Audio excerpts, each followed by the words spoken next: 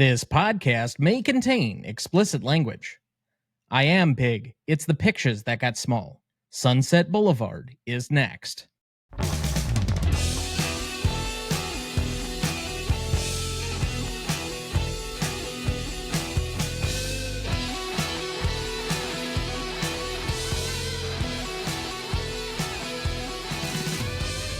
Welcome to the Greatest Movie of All Time podcast, the show that uses a unique grading style to redefine what the greatest movies are. I'm Tom Duncan.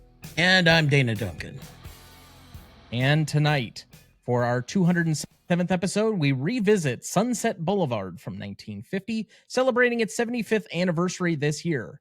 Written and directed by Billy Wilder, with Charles Brackett and D.M. Marshman Jr., cinematography by John F. Seitz, music by Franz Waxman, starring William Holden as Joe Gillis, Gloria Swanson as Norma Desmond, Eric von Stroheim as Max von Mayerling, Nancy Olson as Betty Schaefer, Fred Clark as Sheldrake, Lloyd Goh as Marino, Jack Webb as Artie Green, Cecil B. DeMille as himself, Hedda Hopper as herself, Sidney Skolsky as himself, Buster Keaton as himself, Anna Q. Nilsson as herself, and H.B. Warner as himself. Of course, we can't do this by ourselves, so we bring in, off the bench, one of our great celebrity guests who is returning again with us tonight, the host of Reels of Cinema and co-host of Movies Across the Pod. Please welcome back for his second appearance on the show to date, Frank Mandosa.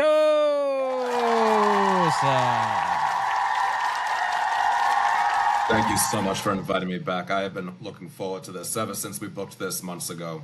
It is great to be talking with you guys again. It was such a great time last time, so it's a privilege. Yeah, we talked Sixth Sense with you about, I would guess, a year ago? Is that, yeah, that sounds about right. Yep, about that. It was late summer last year. Yep. And that was awfully a good time. I would recommend anybody go back and listen to that one. I think that was one of our highest rated episodes of last year, not just for the movie's quality, but I think we had a really good discussion for that one. So how have you been since our last episode together? I've been doing great, thank you. In terms of the podcasting world, it's been sort of a whirlwind year. My previous podcast, the one that I was actually doing when I was on your show last time, Silver Screeners, I actually retired that one in late March, and then about a month later, I rebranded, relaunched, and that's why I now have Reels of Cinema. So I'm back at the beginning when it comes to episode numbers. I think I'm at number 23 at the time of this recording. But it was Silver Screeners. It was time. I had 177 episodes, about 4 years, and it was time to change things up so that I wouldn't get stale. And Movies Across the Pod is still going. We don't record as frequently as my co-host lives in Liverpool, England, so it gets kind of tricky. But we do, on average, about once a month. How about you guys? Oh, I mean, we've been plugging along. I think we've had episodes just about every week except around Christmas, which is kind of our normal schedule. And this will be, so I mentioned it before, it's our 277th episode. Next week, we will have our 250th different movie on the list. That's impressive. That is impressive. I have to give you some kudos because sometimes people just don't know when to end things. And if you thought it was the right time, I mean, that's more than a lot of people can probably say. I liken it to a TV show that sort of wears out its welcome. You know, I would rather have friends or fellow podcasters turn to me and say, "Oh, you ended that?" as opposed to them saying to me, "Oh, I didn't realize you were still doing that." I didn't want to become The Facts of Life Season 9 or something like that. You know what I mean? Not to take a side swipe at one of our frequent guests, Scott Cole, but maybe The Simpsons. Careful. I know. I shouldn't, but I did. Anyway, so we're here to discuss Sunset Boulevard. By name ID alone, obviously one of the seminal films in the history of Hollywood, is still, as far as a landmark, a significant thing in the history of LA and Hollywood, etc.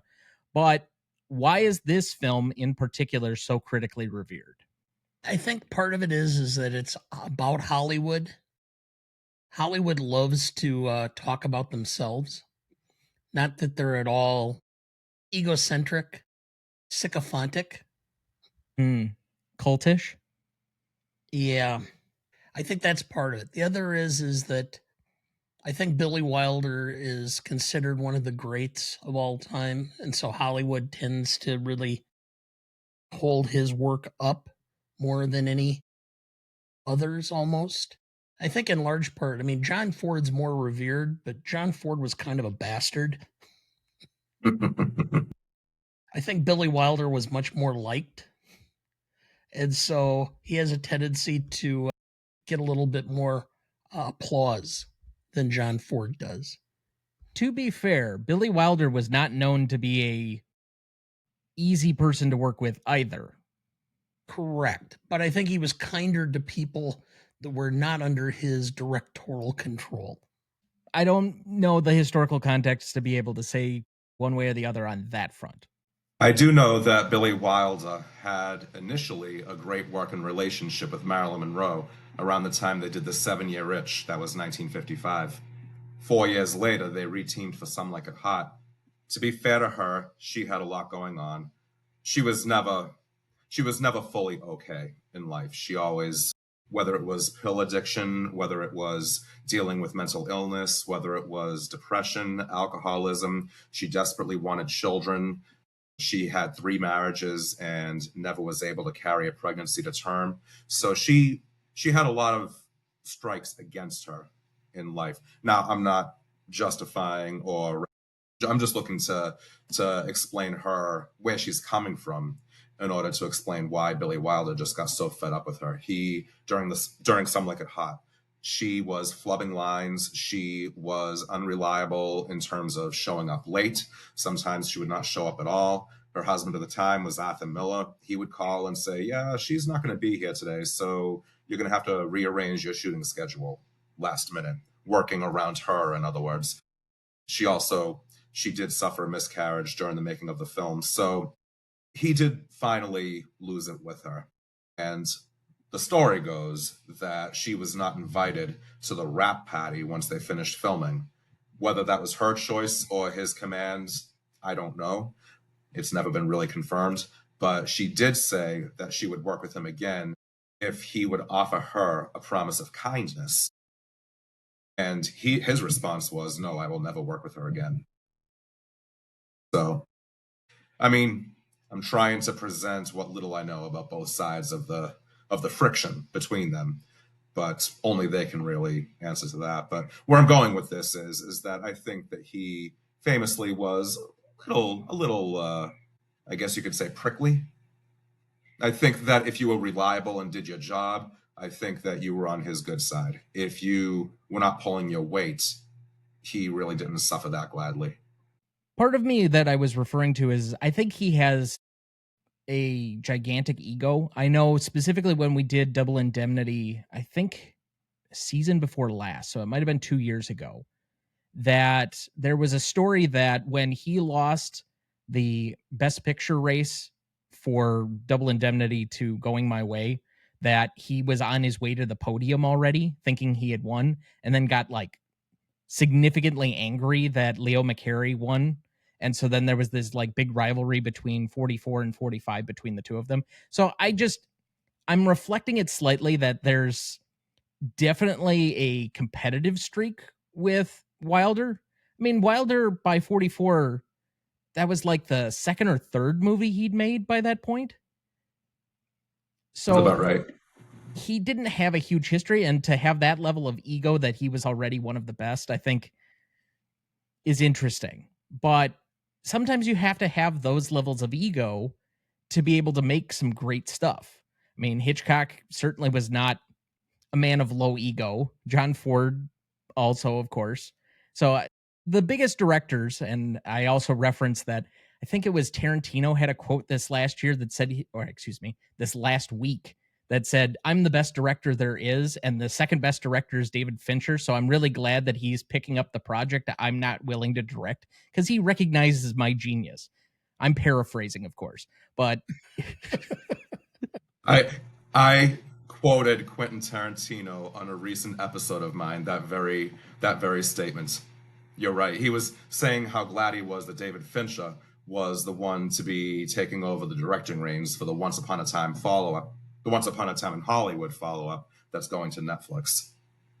But specifically about Sunset Boulevard, I think that this has always been a critical darling. I think it's also an important year in the history of the Oscars, given what most people see as like a two-horse race between this and All About Eve, which I think for most critics is like a titanic battle between two all-time great films. And so I think because of that race between the two of those films, and both that they represent something about Hollywood, about stardom, about people who are in kind of a decline, and the people that are coming up behind them, that they're somewhat mirror images of each other and have kind of spurred each other on in the history of Hollywood.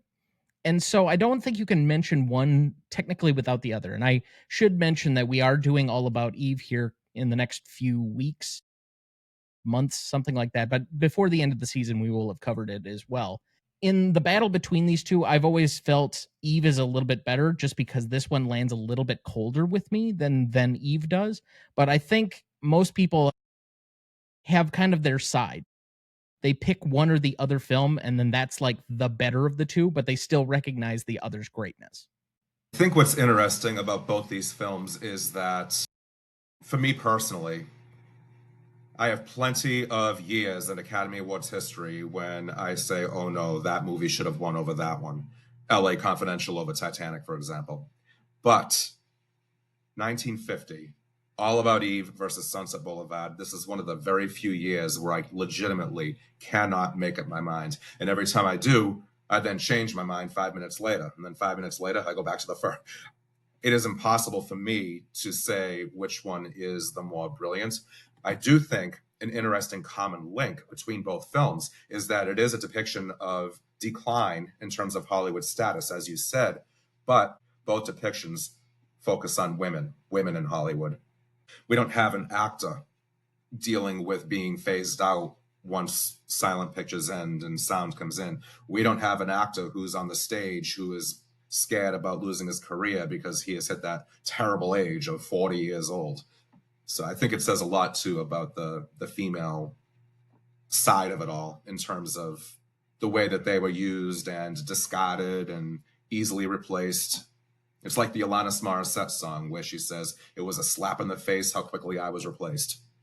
One of the common refrains that often is on our friendly cousin podcast of the Revisionist Almanac is how narrow or how shallow the pool of best actress candidates often is, particularly before like the 90s.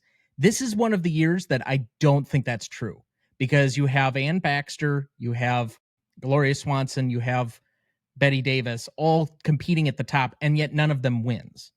Yeah. It was a weird year. If there was ever a better example of what was more than likely a split vote, this would be it. I would have to guess that that's the only plausible explanation I can think of, because everything else, I don't know how you don't award it to one of those three. I know. I've seen her performance, and I'm drawing a blank as to the winner. It was Judy Holliday. Julie Holliday. And it was nothing spectacular or special. I guess it was solid. But everybody picked somebody else, and there was just enough to squeak through. So some quick background for the movie. Sunset Boulevard was released on August 10th, 1950, making this its 75th anniversary. On a budget of $1.75 million, it is estimated to have grossed $5 million during its initial run, but it did finish outside the top 10 grossing films of the year. Despite that, the film has been a critical darling since the moment of its release, and Sunset Boulevard was nominated for Best Picture, Director for Billy Wilder, Actor for William Holden, Actress for Gloria Swanson, Supporting Actor for Von Stroheim, Supporting Actress for Olsen, Film Editing and Cinematography while winning for Screenplay, Art Direction in Black and White, and Score for Franz Waxman. At the time, its 11 Oscar nominations were exceeded only by the 14 received by All About Eve, which also won 6 awards, winning Best Picture and Best Director. Since its release, Sunset Boulevard has often been cited as one of the greatest films ever made. AFI has recognized it on the following lists. Number 12 on the original AFI's 100 Years, 100 Movies from 1998. AFI's 100 Years, 100 Movie Quotes in 2005 had both All Right, Mr. DeMille, I'm Ready for My Close-Up, and I Am Big, It's the Pictures That Got Small, at number 7 and number 24, respectively. In 2005, for AFI's 100 Years of Film Scores, it was number 16. And for the anniversary edition, after 10 years in 2007 of AFI's 100 Years, 100 Movies, it also finished at number 16. The Village Voice ranked the film at number 43 in its top 250 best films of the century list in 1999, based on a poll of critics. The film was included in the New York Times' guide to the best 1,000 movies ever made in 2002. In January 2002, the film was voted at number 87 on the list of the top 100 essential films of all time by the National Society of Film Critics. Sunset Boulevard received 33 votes in the British Film Institute's 2012 Sight and Sound polls, making it the 63rd greatest film of all time in the critics' poll, and 67th in the directors' poll that year. In the earlier 2002 Sight and Sound polls, the film ranked 12th among directors. The Writers Guild of America ranked the film's screenplay the 7th greatest ever. In a 2015 poll by BBC Culture, film critics ranked Sunset Boulevard the 54th greatest American film of all time. Sunset Boulevard was inducted into the Library of Congress in 1989 as one of the charter members of the National Film Registry. Sunset Boulevard currently holds a 98% among critics on Rotten Tomatoes, a 94 score on Metacritic, and a 4.4 out of 5 on Letterboxd. So, Dad, what is your relationship to this film? This is one of these films that I always wanted to see, and I did not see until later on. I think I first saw this film about 15 years ago. I can't remember. It just happened to be on like Turner Classic or something like that, and I was able to finally see it. And then I've watched it for the show. I've watched it, I think, at least one, if not twice, other than for the show. So I think it's about the 5th time I've seen it. But I did not see it until much later. So, just for reference sake, if you want to go back and listen to our original episode, since this is a revisit episode, it came out exactly 4 years ago, basically the same week. It was released on September 8th, 2021, and this will be coming out on September 3rd, 2021. So almost 4 years to the exact date. And you can check our math on what our relationships were and compare them against what we think they are now and how good our memory is 4 years later, of course. But I believe I watched this for the first time probably somewhere in the range of like 2019, 2020, as I was crossing films off of the top 100 list for the AFI. Obviously, this is a high-ranking film, and so it was going to get some level of high priority as I started to become much more serious about movies in general during that decade. So it was sometime in there. I think the second time I watched it was for the show. I think I've watched it a third time somewhere in between there, and I think this might be my 4th time watching the film. And I think my rating has generally stayed between, they use the 5-star rating on Letterboxd. It's been somewhere between a 4 and a 4.5 just about every time. I know there are a lot of people that think this is a full 5-star movie. As I said before, this leaves me just a little bit colder, a little more inaccessible comparative to some other Wilder films that I appreciate a little bit more. But by the same token, it's always stacked against Eve. And I've had such a reverence since the first time that I saw Eve that maybe subconsciously I'm trying to push this one down to keep that one up. And that's possible. I think part of the problem with this film is that neither character is that likable of the two main characters. I mean, yes, it's definitely an anti-hero part of it, but they are sympathetic even if they're not good people. Yes, I understand the sympathy, but is it best to be sympathetic or empathetic? Fair point. Frank, what's your relationship to the movie? I have to admit that I have seen this movie for real probably about 15 or 20 times. And the reason why is because I use it often in the film class that I teach, and I've been teaching this course now for about 15 years. I also taught a summer film class where I've used it before. So I've sat through it many, many times. I can probably recite certain scenes verbatim. Not the entire film, but certain scenes. I will say that I've always found this film to be visually very brilliant. The acting is, for me, impeccable. I do remember that the very first time I saw it was for a film class that I was taking. This would have been probably around 2005. And I remember saying to the professor, the following class, Gloria Swanson was good, yes, but she was really, really over the top. I found it very distracting. That was my initial impression. And he said what you just said. He said, fair enough, he said, but that's kind of the point as well, because that's the way she lives her life. To her, everything is a performance. She does not know how to be an authentic person. Everything has to be this big show, the bells and whistles and exaggeration, because as she says in the film at the very end, this is my life. This is my life. This is right before she says, I'm ready for my close-up. So if this is all she has, she's gone through several marriages, no children.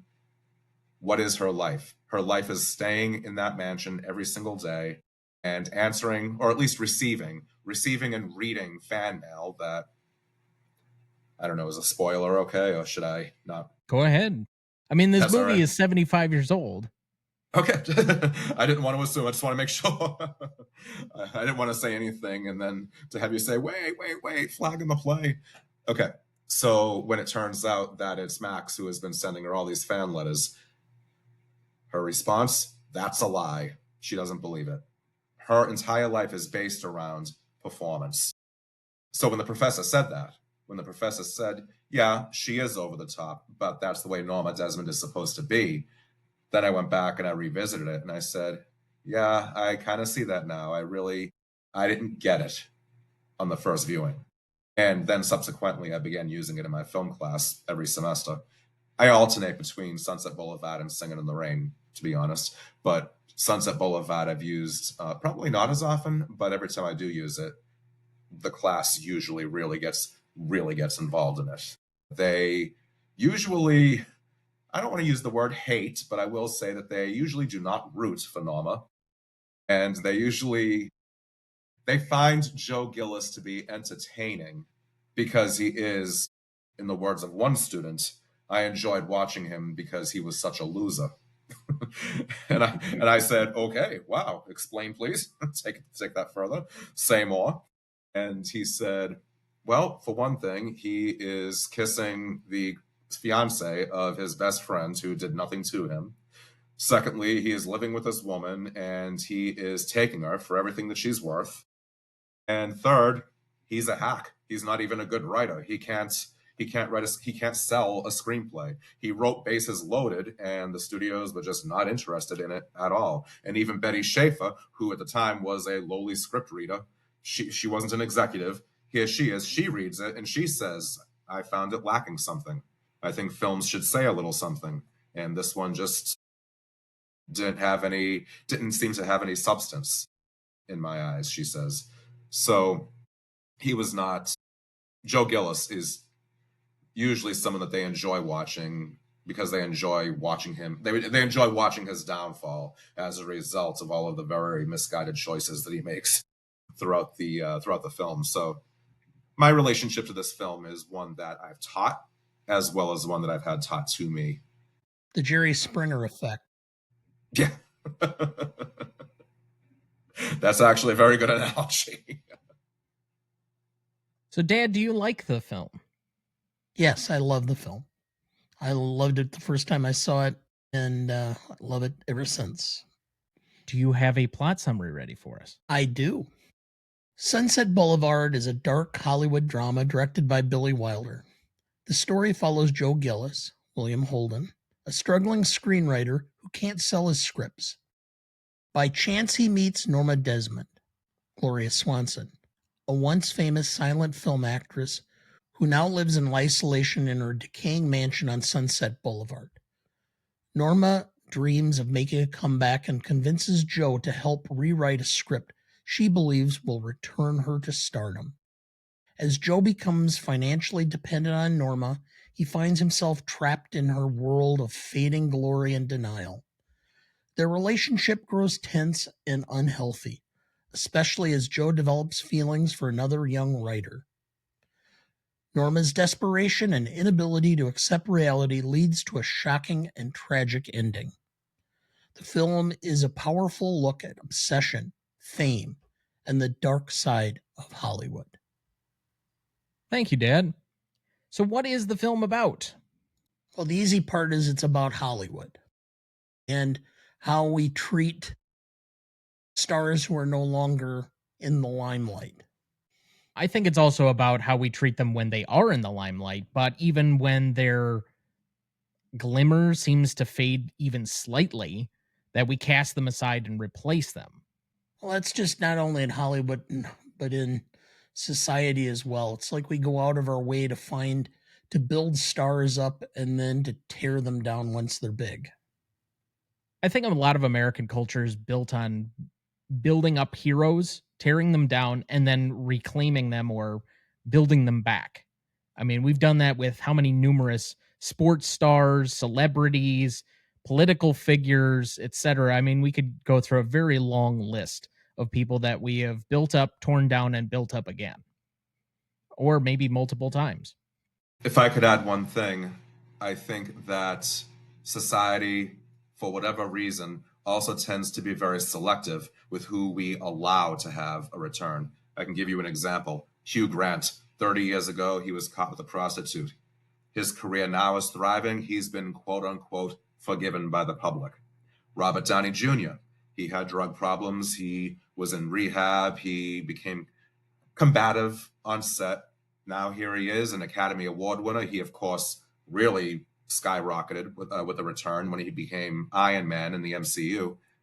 But then you have other celebrities who just, for whatever reason, never seem to be allowed to forget any past transgressions. I think a good example of that would be Paul Rubens, Pee Wee Herman. You know, after the scandal, he never really fully recovered. He had several attempts at comebacks, but he never really had his career never really regained its momentum. I'll throw out somebody else as well that I think is an interesting example where they were huge, then they decline. And then they were huge, and then they decline. And they've kind of gone through this cyclical nature. Ben Affleck. I mean, he had that huge rise to stardom after Good Will Hunting and Armageddon and all of this other stuff. And within a short period of time, like, he's one of the great leading men. And then he started to have some bombs. His relationships and all of the publicity that he got went sideways. He receded within himself for quite a while. He comes back as a director and then starts to make a new brand for himself, only to hit the mountaintop about the time when he wins for Argo, although he doesn't win Best Director, but he wins Producer, so he does get another Oscar. And Gone Girl is probably the end of that era right before Batman hits, and it just kind of goes right back downhill. And he's kind of around yet, and he's doing like Dunkin' Donuts commercials, and he's still a celebrity and doing other random things. So it's not like he's hard up in any way, but it's not. When we thought he was winning director awards, we thought he was going to be the new It director, and he just has not been there for the last 10 years with anything that I thought was anywhere on par with what he was doing with like The Town and Gone Baby Gone and etc. Well, the classic one is John Travolta. That guy's had more careers than you can count. Well, one of these years we'll make you watch Gotti. That's okay. Thank you. All right. Is this Billy Wilder's best film? I know it for some people it's like picking Beatles songs. I think it's a slightly easier task than that, but no, I'll always have a stronger proclivity towards Double Indemnity because that's that was where my my first mind goes as well. That's my first Billy Wilder film. I saw when I was a freshman in college. It happened to come on Eugene and Chicago. I didn't have class on Mondays until 8 o'clock at night. And so I would sit in the dorm room by myself because everybody else was gone and watch TV. And I watched this film or watched Double Indemnity, and I was just mesmerized. I will also throw out, I know we discussed The Apartment earlier this year, and that would probably get my mother's vote for best Billy Wilder film, but I'll throw out a one that's made quite an impression on me that we're also going to be discussing later this year in November with Kieran, and that is Lost Weekend, which did win the Best Picture Oscar in 1945, or for the year 1945. Not to sound overly trendy or sound like I'm jumping on any sort of a bandwagon, because I know there's a huge fan base out there, but I keep coming back to Some Like It Hot. And I know that it's usually revered as one of the best one of the funniest comedies ever made. And I would say that that film really captured lightning in a bottle. You have the perfect chemistry with the cast, Jack Lemmon in top form, Marilyn Monroe had never been better. They both won Golden Globes, and Jack Lemmon was nominated for the Oscar. Tony Curtis, he had his moments. I think Jack Lemmon was a bit more, I would say that Jack Lemmon was a bit looser than Tony Curtis was. Tony Curtis was used to being the matinee idol, and Jack Lemmon had already won an Oscar. He had already previously played these goofballs, these eccentric characters, and he built a career of playing a lot of high-strung, neurotic types that he began with Some Like It Hot. Of course, we have that in The Odd Couple. We have that in The Out of Towners. He just that type of character that became his bread and butter. My favorite's the fortune cookie, which got Walter Matthau the Oscar. Yep. Yeah, Billy Wilder really knew how to get the best that was inside each of his actors. I also think that he placed a lot of value, as any director should, on what was on the page. You have to start with a good script, a good screenplay, a good story. You have to have well-developed characters, even if it's a comedy like Some Like It Hot. I just think that Some Like It Hot is the entertaining movie to watch. Double Indemnity is brilliant. I love film noir. It's one of my favorite genres. The Apartment, I do appreciate everything that it has to offer. Jack Lemmon and Shirley MacLaine, they did great together. It became a Broadway musical called Promises, Promises a few years after that. So going back to Sunset Boulevard, I would word it this way. I would say that Sunset Boulevard is one of his best, if not the best. I would say it's one of his best, because I would probably put Sunset Boulevard and Double Indemnity up on top as well. The one thing I can say about Wilder is that he has a knack for figuring out which actors can play certain parts. Fred MacMurray always playing the likable but yet sleazy guy. Jack Lemmon, the neurotic. And with Holden, he picked him because he has this ability to always be kind of a wisecracking smartass. Did you know? When Gloria Swanson finished Norma's final scene, the mad staircase descent, she burst into tears and the crew applauded. Even though it wasn't the last scene filmed, Billy Wilder threw a party for her as soon as the shot was finished. Did you know? When Norma Desmond says to the guard at the Paramount Studio gates, "Without me, there wouldn't be any Paramount Studio," the words could actually apply to Gloria Swanson herself, as she was the studio's top star for 6 years running. Did you know? The character of Norma Desmond is modeled on the fate of several leading actresses of the silent era. Mary Pickford lived in seclusion, away from the public eye, while both Mae Murray and Clara Bow had well-documented struggles with mental illness. Did you know? For the first industry screening, Paramount executives invited several silent film stars. At the end, they stood and cheered for Gloria Swanson's return. Did you know? Billy Wilder went into production with only 61 pages of script finished, so he had to shoot more or less in chronological order. This was a first for Gloria Swanson, but proved a big boon in helping her develop the character's descent into madness. Did you know? The name Norma Desmond was a combination of silent film star Norma Talmadge and silent movie director William Desmond Taylor, whose Still Unsolved Murders is one of the great scandals of Hollywood history. On the morning of February 1, 1922, Taylor, who had been romantically involved with Talmadge, was shot and killed in his Hollywood bungalow. His killer was never identified. Did you know? Cinematographer John F. Seitz would sprinkle dust into the air so it could be caught by the lights and create a moody effect. He had used a similar technique on Double Indemnity. Cecil B. DeMille agreed to do his cameo for a $10,000 fee and a brand new Cadillac. When Billy Wilder went back to him later to secure a close-up, DeMille charged him another $10,000.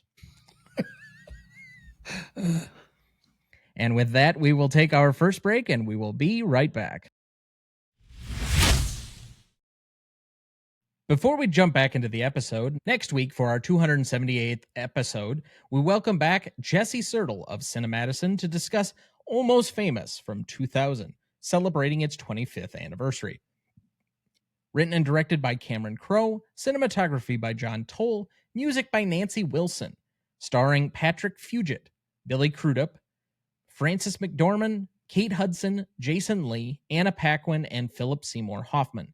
You won't want to miss that one, so watch ahead of the show by searching the Real Good app to find where it's streaming for you. That's REELGOOD. And before we move too much further into the episode, Frank, where can people find you and what have you been working on? Well, thank you very much. So, Reels of Cinema. That's what I've been working on, to be honest. It's still a relatively new show. As I mentioned before, I'm in probably the range of episode 22, 23. So, it's finding its voice. My next episode is going to be sort of a back to school special. I'll be doing Rodney Dangerfield's Back to School, and I'll be doing Melissa McCarthy's Life of the Party, which was 2018. So the show is structured similarly to my previous one, to Silver Screeners, in that I have 2 films per episode that are somehow linked. They share a common theme or a common actor, maybe a common director. So that's my next episode. The most recent one that I just put out is a Brian De Palma twofer. I had a guest on, his name is Fred, and we talked about 1972's Sisters and 1980's Dressed to Kill with Michael Caine and Angie Dickinson and Nancy Allen. So that's where I am right now with Reels of Cinema. I'm hoping that it becomes at least a modest success. So far, so good. I'm still going, so it's enough to keep me motivated. You're speaking of back to school, and I still laugh every time I think of he hires Kurt Vonnegut to write a paper for his college class on Fahrenheit, and he gets an F because he doesn't understand it. It's like every college English professor I had. They knew more than the author. Back to School, famously filmed at the University of Wisconsin, which is 10 minutes from me by drive. Well, I do have one fun fact about it. The final scene where he's taking his oral final exams, when he's in that room with all the professors, that was the exact same room that Jennifer Beals danced in when they filmed Flashdance, the climactic her audition at the end of the film. So that iconic scene where she's dancing to Flashdance, What a Feeling, that was the exact same room where several years later they filmed Back to School and he was taking his exams. Would have been interesting to see Rodney at Flashdance. Okay, that's a visual. And Frank, do you have any socials out there for anybody that would like to look you up? Thank you. Yes, I'm on Facebook. I have a public Facebook film group called Reels of Cinema, which is the same name as my solo podcast. You can also find me on X/Twitter at FilmBuff1974. That's FILMBUFF 1974. You can also find me on Instagram and Threads at Frank Mandosa 1974. And you can also email me at reelsofcinemapod@gmail.com. I do have a monthly email newsletter, a movie newsletter that I put out. Everyone is BCC'd, so everyone's emails remain safely unseen by everybody else. And it's full of movie-related content, including but not limited to that month's upcoming releases in theaters and on streaming, a list of celebrity birthdays of that particular month, list of my upcoming film-related speaking engagements, some in person, some virtual, some both, links to previous podcast episodes, both of them, Reels of Cinema and Movies Across the Pod. I have a recommended movie of the month. I do have a section where it's in memoriam, any famous actors who passed away in the past month. So I enjoy putting it together.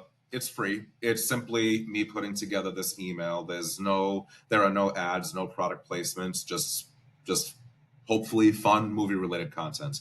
So if you'd like to be added to the email distribution list, simply shoot me an email at reelsofcinemapod@gmail.com. Now, moving on to the big announcement. You can imagine the imaging that we would have if we were a much more professional podcast where we had sound effects and like horns and sure, let's do that. Anyway, but yes, we teased this at the end of last week. We've been technically teasing it all summer. So let's take you through a rough idea of what exactly happened. On a work trip from New Mexico, because in my employer's great wisdom, they decided to drive to New Mexico from Wisconsin instead of flying. Anyway, we're stuck in a car and we're talking about movies, as Dana and I want to do on many occasions. If it's not sports, it's usually movies. And we're once again spouting off about how the Sight and Sound poll is really just for critics who are up their own ass. And so it was our thought that, critics have this one ideal of what a movie is and should do and what is art, etc.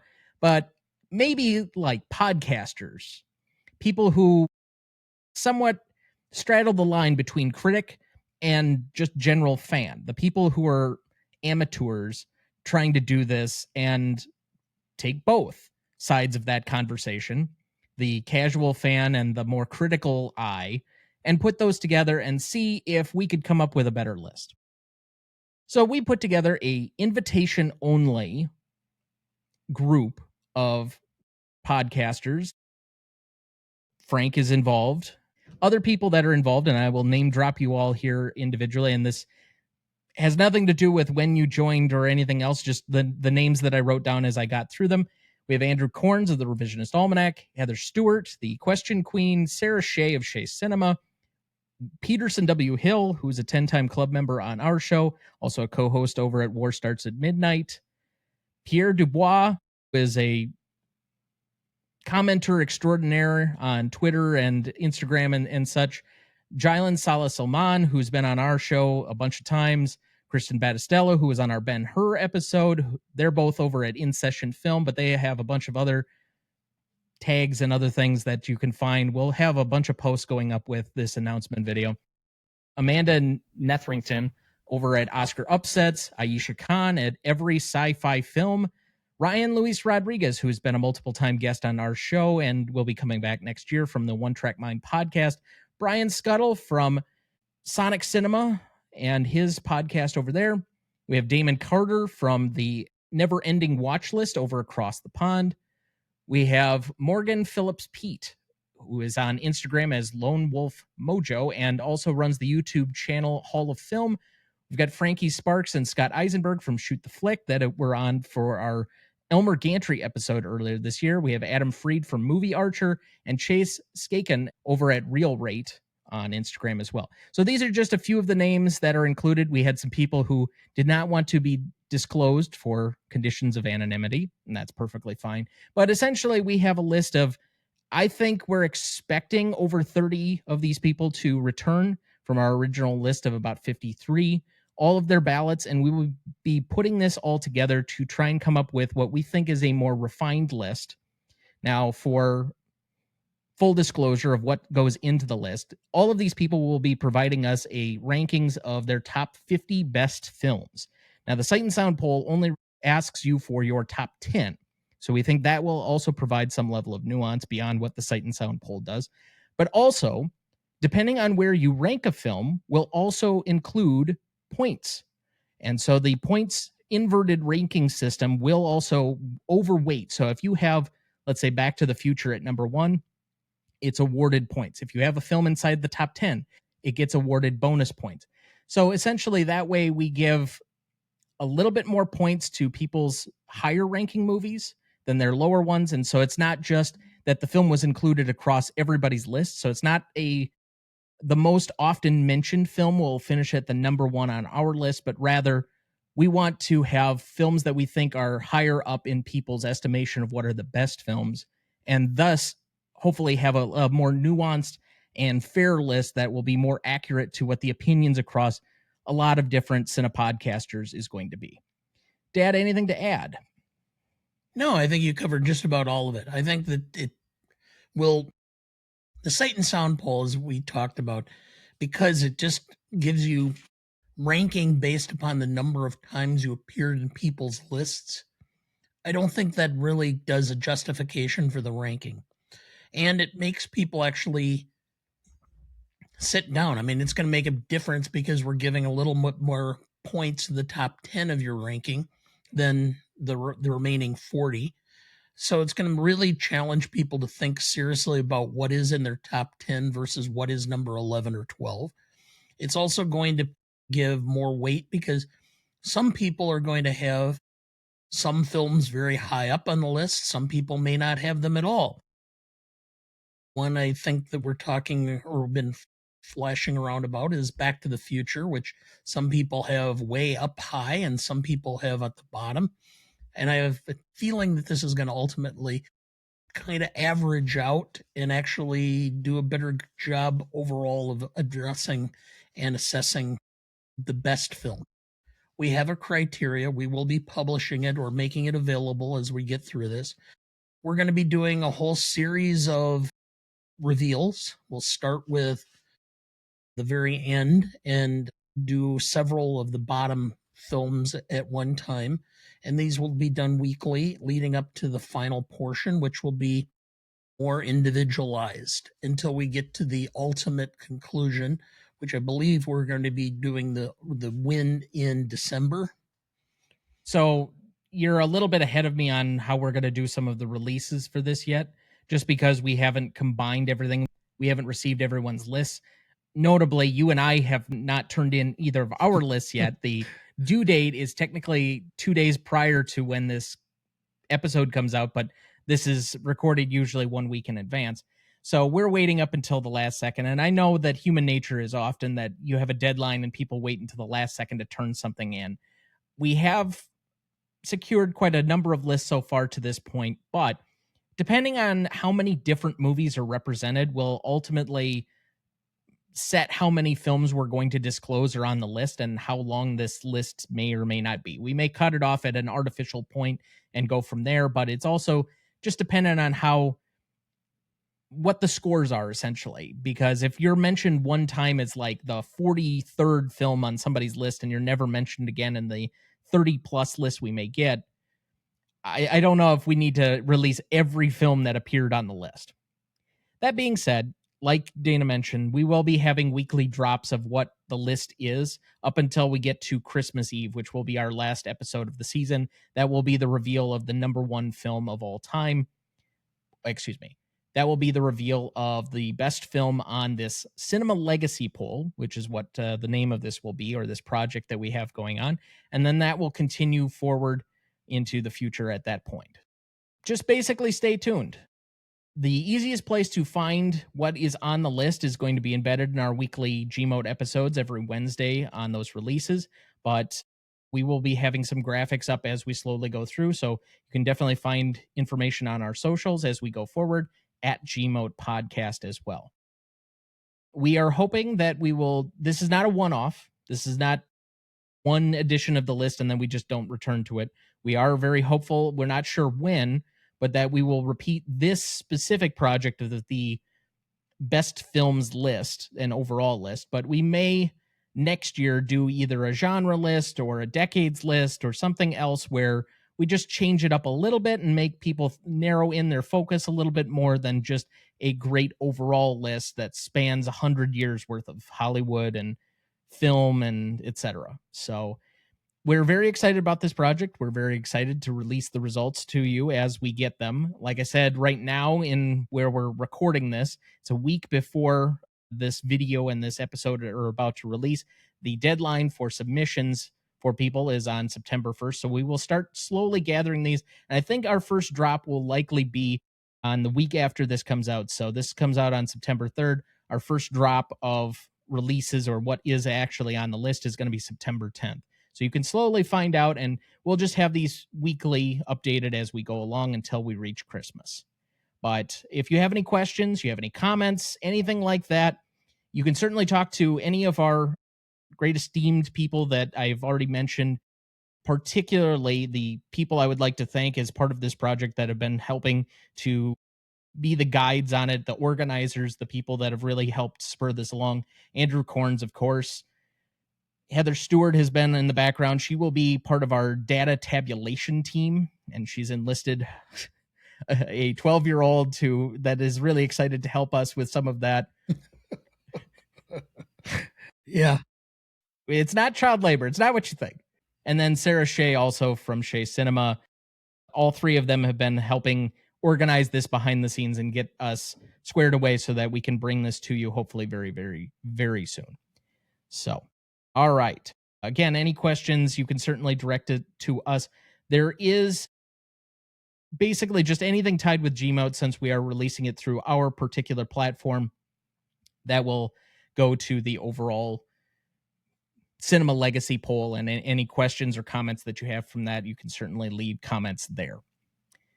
Okay, let's get back into Sunset Boulevard. If you have not been with us before for a revisit episode, we skipped the normal second section of our show in favor of revisiting the categories to see if we were right or wrong on the last time that we did this film. So, with winding back the clock 4 years almost exactly to the date, we will be discussing each of these 6 categories that we have for the Stanley Rubric, and we will start, as we always do, with Legacy. Now, 4 years ago, the Legacy score on this one was a 7.25. Dad, did we get this right or wrong? We almost got it right. I personally think that we just were a tad low. So I will go first. I had for industry 4.5. I think that the number of Academy Award nominations and the wins, as well as its long consideration as far as being on multiple best films, it's considered in the pantheon of Wilder films, deserves a 4.5. It's revered yet to this day. The public, I think, is a 3. Among cinephiles, it is well received and well seen and considered, but for the general public, the mass, it's not. So I can't go any higher than 3. So I'm at a 7.5, which is 0.5 less or more than what I had, or we had. No, that's 0.25. That's why I do the math. Anyway, I have a 9 here. It is an easy industry 5. I don't think there's really any debate about that. And as far as my standards on what receives a 4, I roughly have it. If basically you can assume that every cinephile has seen this, and you can assume that some general members of the public have seen this, and it has a certain level of name ID behind it, I think it's a pretty good case for a 4, which even when you ran the half-assed poll this week, because we didn't have an staff meeting in the traditional sense, since you're on vacation, which is why your background is very different than it normally is. You're in a cabin in the middle of nowhere, Wisconsin. That's not an actual location name. That's just, yeah, you understand what I mean. Regardless, I still have this at a 9. I would have to say that taking into consideration the quality of the acting, the quality of the writing, the production design, the cinematography, the editing, the musical score, I would say the costumes, I would say that all of it was top notch. If I had to deduct any points for anything, this is probably picking at nits, but I would say that the story might have not suffered if the running time of the film were trimmed a little bit just to improve the pacing.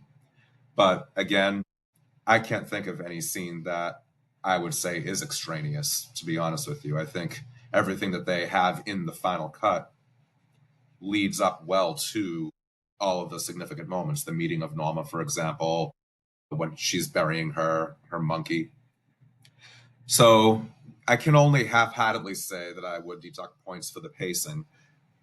If I had to find anything else as charming and as likable and as relatable as Nancy Olsen is in her portrayal of Betty Schaefer, if I had to pick a weak link in the cast, I would probably point to her and say that her performance could have been a little stronger, but I have to cut her some slack. It was one of her, if not her most significant, it was a debut performance, at least for a role that big.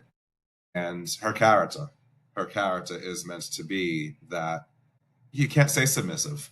I would say she is more, I don't know, she's very happy, she's very positive, she's very optimistic. You might say she lives in a bubble, but she also speaks her mind. So you can't really say that she's submissive. She tells it like it is when it comes to her first perception of that script, Bases Loaded, which went nowhere. So if I have to pull together all of those factors, I would probably, in aggregate, would say that Sunset Boulevard gets out of 10. I would give it a 9. Okay, so we have 2 9s, and we have one weird holdout at a 7.5. All right, now, if you have not been with us for about the past 2-ish years, we started doing negotiations on each of these scores. So the fact that I have a backup in my 9 is helpful here. All right. I would say that there is no middle point in this discussion since we're 1.5 points apart and we have 2 9s. The median point would be an 8.5 if you're really going to stress that you can't go up because of cinephiles. I'll go with the 9, but cut me some slack someplace else in this list. All right. If you want to hold your wild card in reserve, but then that's a 9. Wouldn't that be a wilder card? It could be. It very well could be. All right, then we move to impact and significance. Now, legacy is often a score of how the legacy of the film is perceived for the audience and the industry as a whole, approximately 5 years after it came out until today. So 1955 to today, that's what we were debating on in legacy. Impact and significance takes those initial 5 years, and that's what we're working on. But again, we split the category between industry and audience, 5 and 5 points apiece for a total of 10. Originally on this one, we had a 6.75. I think we got this wrong. I think that even in the moment, with how celebrated the film was, that it was only second in total nominations at the time that it came out to its contemporary in All About Eve, I think says a lot for it. I think at this moment in time, this basically got Wilder carte blanche to do whatever he wanted if he didn't already have it to this point. But this is the movie where, because there's kind of a lost period between The Lost Weekend and Sunset Boulevard, where most, if any, of his films during that 5-year period just are kind of forgotten. But after this, he goes on to do An Ace in the Hole, where that's kind of a wild swing for him. He does Sabrina, he does 7-Year Itch. He's doing, I mean, he has a lot of good films. 17. Stalag 17, another film we've discussed on here. Some Like It Hot, The Apartment. He's got Witness for the Prosecution in here. He's got a great 50s run in here. So from that standpoint, and you want to say that William Holden goes on to a pretty good career after this. He ends up winning an Oscar for a different Billy Wilder film in Stalag 17 a couple of years later.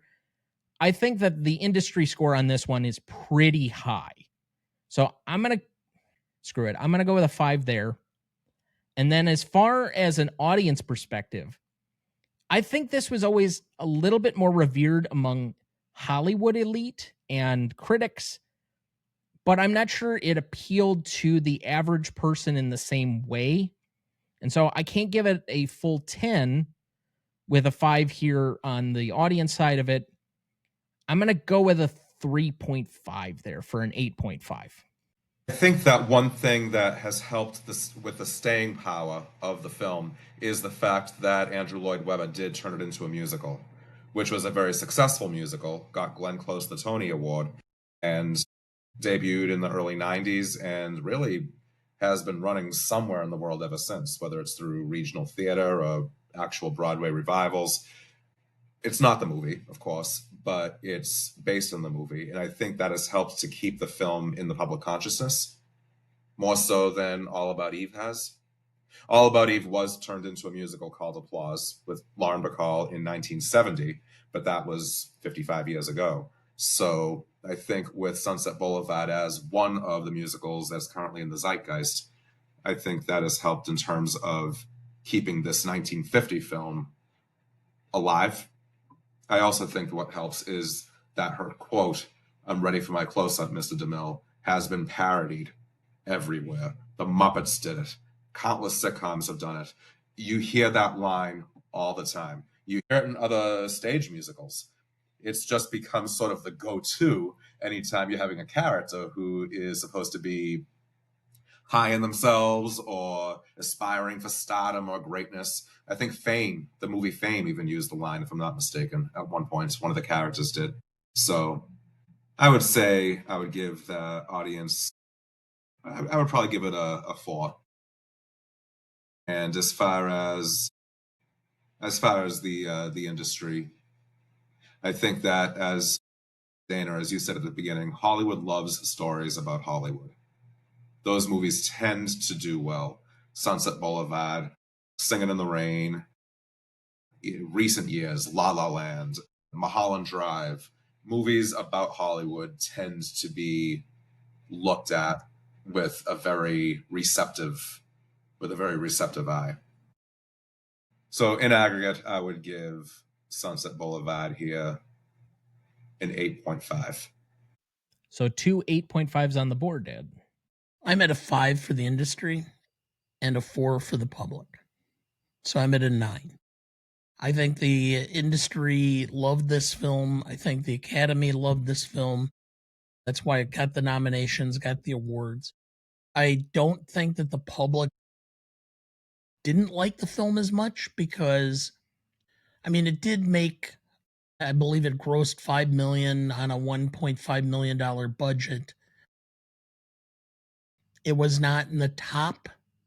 All About Eve outdid it in the box office by considerable amount from what I could tell.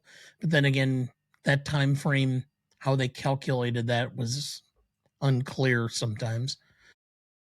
I suppose I could go to the 8.5 for consistency. But I think I would go down on the public to the 3.5 to make it the 8.5 overall. And that's precisely what I did, essentially. So then you'd have a mirror score to mine. So that's an 8.5 then average. Well, I guess it's not an average, but an 8.5 score between the three of us. We moved from a 6.75 on that originally to an 8.5. Now, on Novelty, this is a calculation that we have only started in this season to tabulate just a bit differently. This is anything for the originality having to do with the film for 5 points and 5 points for the execution of the film. Originally, we gave this one a 10. I think that has to do much more with the originality, which is what this category used to be about. But I really don't see a reason to move off of that. I think the execution is relatively high. I have no issues with visually how it works, with the script or the story. I mean, if there's anybody, and I've mentioned that I find this movie to be a little bit cold and I can't connect with it as much, that would have some nitpicks on this one, it would probably be me. But just based on the originality of the idea, even though in the moment it's had a contemporary that was kind of talking about the same things, but I don't think there was really anything like this at the moment that it came out. And frankly, burying her monkey should be a euphemism, but it's not. So I'm okay with the 10. I will agree.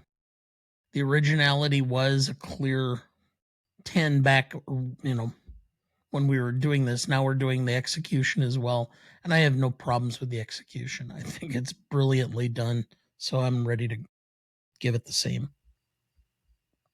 All right, Frank. Gonna make it easy.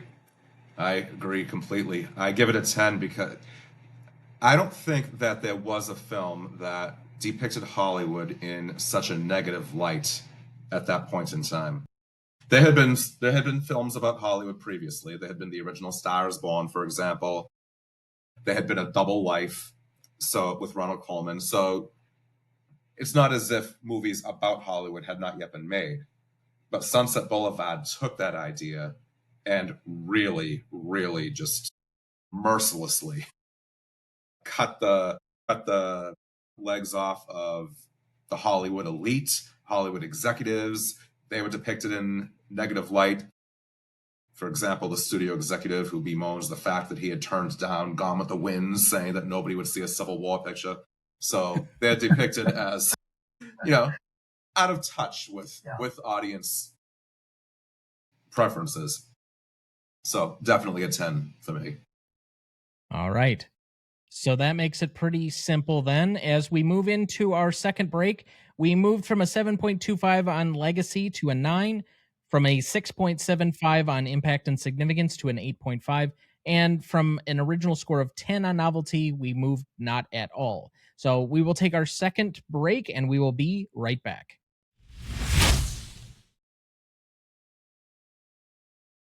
Before we jump back into the episode, and before we get to the Stanley rubric in a minute, if you're ever curious about our Master Greatest Movies of All Time list that has every graded movie we've ever discussed on the show, there's a link in the episode description of every episode of this show, or you can go to RonnieDuncanStudios.com and find it as the top entry on the Greatest Movie of All Time podcast show page.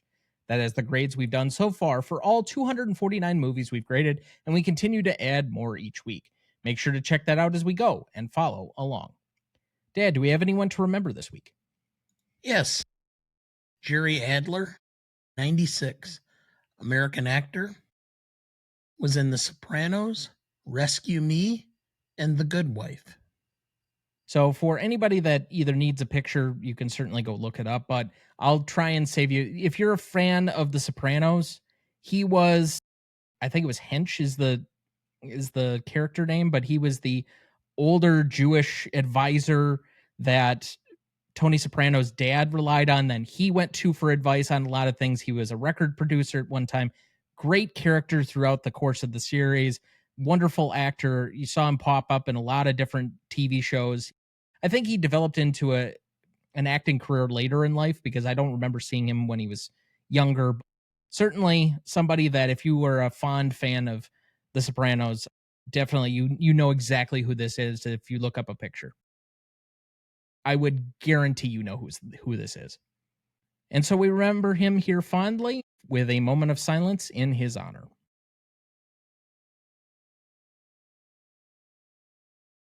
Thank you. All right, we left off at classicness, which is often our most nuanced category. Now, there isn't one great definition of classicness. It's mostly, was this ahead of its time? Has it aged well? Has it aged poorly? Are there some extenuating circumstances or factors? I mind you, when we discussed The Usual Suspects a couple of weeks ago, this got quite nuanced, to say the least. And I only say that because that was one of our highest rated episodes of the season already. And so normally I let Dad lead off in this category. Originally, 4 years ago when we did this episode, we had a 9. Dad, did we get this right or wrong? I think we actually have it a little low. This is the first time I've ever seen it a sugar mama. Usually it's the other way around, where it's the wealthy man with the much younger woman. And this really was way ahead of its time. So I have to give it the half a point up because I don't think I thought of that at the time we did the original show. But otherwise, there's nothing that's a problem with this. I didn't find anything that was really per se that was not classic. I think this is a classic film. And the only reason I don't give it a 10 completely is, boy, I don't even know. Tell me why I should not give it a 10. I'll leave it to the two of you. Okay. Well, first off, one of the reasons that you could take a big half point or maybe even a full point off is did anyone apply for permits to bury the monkey in the yard? Please. How many people have buried a pet in their yard without a permit? A Really? gerbil, yes. A dog, well, now you're pushing it. But, a monkey, boy, if that gets into the drinking water.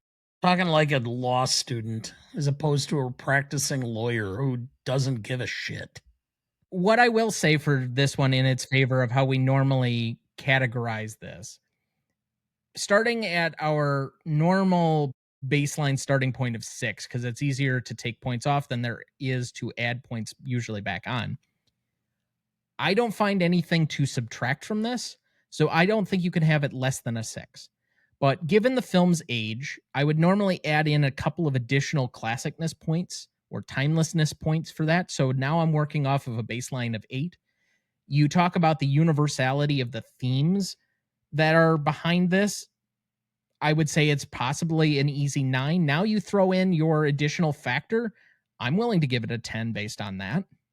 So you check my math. Is that enough for you, or do you need Frank to also weigh in? Well, I want to hear Frank's opinion before I say I agree with the 10. Well, I do have a question first. As far as classicness goes, you referred at one point to anything that may not have aged well, if I'm not mistaken? Or Yes. Correct. Okay. If I would have to subtract one thing, I will say that the dialogue pertaining to Norma's attempt in her own life has not aged very well in terms of the comments that he makes to her as a result. When he goes back to her, when he's at the New Year's Eve party, he's told that she has made an attempt. He does leave the party and rushes to her side. Things that he says to her, both then and at the end of the movie, when he is packing, saying, I'm going back to Ohio, and she threatens to do it again as a manipulation tactic, and his response. I do cringe a little at how he refers to the concept of self-harm. He calls it silly. Why would you do a silly thing like that and be sensible? And I just, some of that just doesn't necessarily jive these days. However, I'm not saying that it should have been taken out of the story. I'm just referring simply to the specific words that were in the script that he was given to say that might not land so well these days. But honestly, again, I think that that's being a little nitpicky. There is so much about this film that makes it a classic in terms of how it just, no film, I repeat, no film like this had really ever been made before. And I just find that to be something that is very, in a good way, very brazen, very audacious, very, very much so Billy Wilder. I have a story, concept, I'm bringing it to the screen. He had his resistors. He was told that he was, quote, you should be tarred and feathered and run out of Hollywood, end quote. I believe that was Louis B. Mayer who said that to him. Well, look at the source. Exactly. So I would give it a 9.5 because there's so much about this film that is just so much to love about it. Taking that into effect, and I think I hadn't considered some of the ways, but now that you mention it, there were some difficult moments, particularly with mental health, and Dad and I work with people with mental health challenges on a daily basis. Some of that doesn't sit well or age well, especially with their focus now in the modern era, especially in the last 10 to 15 years on mental health. I also don't care for some of the enabling of the people around her for her mental health and the way she's emotionally and mentally manipulative at times as well. But I mean, who isn't in this movie, frankly? And I think some of that could also sit wrong. So I'm fine on a 9.5. Okay. So that's still a half point improvement from our original score. So we've moved up on 4 different scores to this point. But now we get to rewatchability. Now, this is the most subjective score that we have. And because of that, this season I've taken more of a tact of trying to go for the more objective score, trying to assess a wider variety of the audience as opposed to what I might personally feel is its rewatchability. I think that, again, black and white films are a little bit hard to sell to a more casual fan. Even people who really like movies, they are not always enamored with some of the classics. Even something as name recognizable as this may be a little bit tougher sell. I know not everybody necessarily agrees with that, but I just have a feeling that there are certain people that if you give them the choice between watching a color movie in the 70s or a black and white movie in the 50s, they will choose the color movie from the 70s every day of the week and twice on Sunday. That's just who they are. I don't know what it is about black and white. Even some modern black and white films can look fantastic. And I guess I just don't understand the discrimination against color, but objectively, I have to factor that in. I think this is, to Frank's point earlier, also paced a little bit slowly for the average public.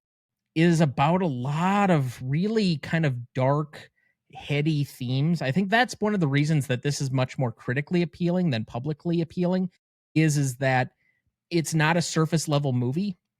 There's a lot to kind of dig and uncover underneath. It's not like it's buried deep. There are some films that you have to really extract some stuff from. This isn't necessarily one of those, but it's also not something where you get it if you're just looking for the surface level story. So from that standpoint, and throwing in that I think there will be some common interest among people just based on a name recognition, that there will be people more that will try this, I'm going to go with a 6.5 as the objective score. It is difficult to remove the subjective and to look at it objectively. And I agree with the points that you made. Black and white is a tough sell. And I can tell you that as a high school English and film studies teacher. Black and white tends to be, they see black and white, so many, and then it's just it's like an instinctive shutdown. I don't know why. I can't explain why. I think that black and white is visually, I think people just associate that with something that is either gloomy, glum, depressing, or they automatically in their heads associate it with this is old. This is old, so it's going to be boring. This is old, so it's not going to be anything that I can relate to. This is old, so it's going to be something that my parents, my grandparents would watch.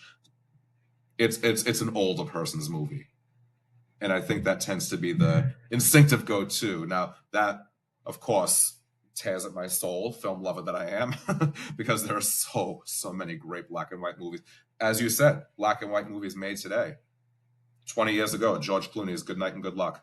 2011's Best Picture Oscar winner, The Artist. 2013, Nebraska with Bruce Dern. Half of Oppenheimer is in black and white. Oppenheimer, yeah, another Best Picture winner. So I think that black and white offers a lot of visual appeal for those who care to really appreciate the layers that it offers. For cinematographers, camera operators, really working hard to position things just so that you have a stark contrast between the bright light and the shadow. You can't get that effect in color. And I just think that black and white in so many ways, in my opinion anyway, is better than color. Now, I'm a cinephile. I'm not the average, as you said, the general movie-going public. I would agree that black and white is a tough sell because, as I said, they see it, and I think it's just an automatic association. So, looking at it objectively, I would give it a 7. I agree with Frank. I'm at a 7 also. This is a film that I will, if I'm sitting and watching with people who may like films but are not big film people, will encourage them to watch. I will kind of almost push people to watch. So this is not just something that's going to be on my radar as far as rewatching, but it's going to include trying to convince other people to watch the film. So I'm at a 7 for those reasons. All right. So since normally we don't try to, given the subjectivity of rewatchability, negotiate this score, we will average it out to a 6.83. Now, for audience score, originally on this one, we had an 89% for Google users and a 95% for Rotten Tomato users for a 9.2. Unfortunately, both of the scores have somewhat declined in the 4 years since we've done this. We have an 82% now for Google users and a 92% for Rotten Tomato users, giving us an 8.7, which may be one of the largest declines that we've had in audience score. So to repeat the categories, we moved in legacy from a 7.25 to a 9. We moved from a 6.75 to an 8.5 in impact and significance. We stayed at a 10 for novelty. We moved from a 9 to a 9.5 in classicness. We moved from a 6.25 to a 6.83 in rewatchability. And we moved a half step down in audience score from a 9.2 to an 8.7. So, given that we had moved up 5 categories out of 6, and the original score on this one was a 48.45, it would almost certainly have to have moved higher on the list. But did either of you want to take a guess before we get to a final score? 34. Okay. Frank? I teach English, not math, so I'm trying to process all these numbers because I just cannot calculate in my head. I'll go with the 34 as well. Okay. Our new final total will be 52.53, and currently tying it on the list at number 24 with The Return of the Jedi, between The Matrix and A Few Good Men. Okay, so I was even 10 under. All right, I'm good. Interesting placement. I So, like that. as always, if you have any questions, queries, comments, difficult subject matter, mental health challenges that you'd like to report to us, you can write us at greatestaltimemoviepodcast@gmail.com. You can find us on any of our socials at gmodepodcast, or you can find us on the show's website, ronnieduncanstudios.com/gmodepodcast. Let's move to some quick remaining questions on this one. We asked several remaining questions early on in our original episode, so I will leave those there, such as I know one of them was why Norma doesn't shoot herself, but shoots Joe instead. So if you want our answers on that, you can go back to the original episode on that one. Normally, I don't encourage people to go back to listen to some of our original episodes, but this was season 2, so it can't be that bad. We'd kind of improved by then. Maybe. Season 1, no, don't listen. We were still figuring out the show. Regardless, any remaining questions for either of you quickly before we go? Not for me. I just have one. Okay. If you had to decide, would you have given the Oscar to Gloria Swanson or Bette Davis? The problem for me is that it really is a double lead in Anne Baxter and Bette Davis. And so if you're separating it out, boy, especially given that Betty, and I don't want to do this, but Betty had won multiple Oscars prior to this, I'd probably go with Swanson. I think it's Swanson. She had to carry a much higher load. It was divided up between Davis and Baxter much more. All right. We, of course, want to thank our brilliant guest, Frank, for being with us yet another time. You will be back with us again in 2 weeks to discuss what I think is one of the most underrated Best Picture winners in Ordinary People. But before we get to that, remind us again what you're working on and where people can find you. Thank you again. I am continuing with my podcast, Reels of Cinema. I have a number of episodes planned out. I'll be doing a 60th anniversary, for example, of The Sound of Music. My next episode will be Back to School and Life of the Patty. I will also be re-editing and re-releasing some of my previous Silver Screeners episodes, and the ones where I had guests on, and calling them reruns, basically. So, waste not, want not.